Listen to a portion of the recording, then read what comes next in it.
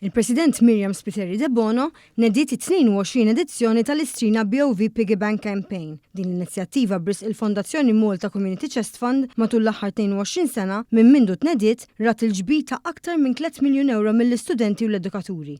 Fil-ġimgħat li ġejjin, il-President ta' Malta se żżur numru ta' skejjel tal-Gvern, tal-Knisja kif ukoll privati madwar Malta u Għawdex biex tiltaqa' ma' tfal u twassal il-messaġġ tagħha b'risq din il-kampanja. Nitlob il-poplu Malti u Għawti biex jinkoraġġixxu l-uliedhom għaliex hija attività li vera turi kemm il-poplu tagħna jaf jingħaqad u qed inrawmu l-ġenerazzjonijiet li ġejjin li ħajjibqgħu ikollhom l-empatija u l-kompassjoni għal min għandu bżonn għajnuna.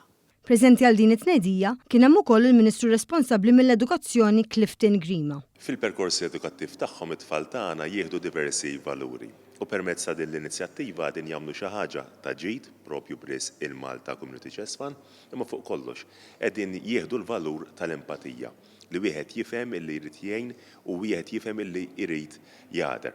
Charles Azzopardi mill-Bank of Valletta tkellem dwar l-importanza li mhux biss jinġabru l-fondi għal dawk fil-bżonn, imma wkoll jitkatru l-valuri tas-solidarjetà u l-għajnuna lejn l-oħrajn fost il-ġenerazzjoni żagħżugħa.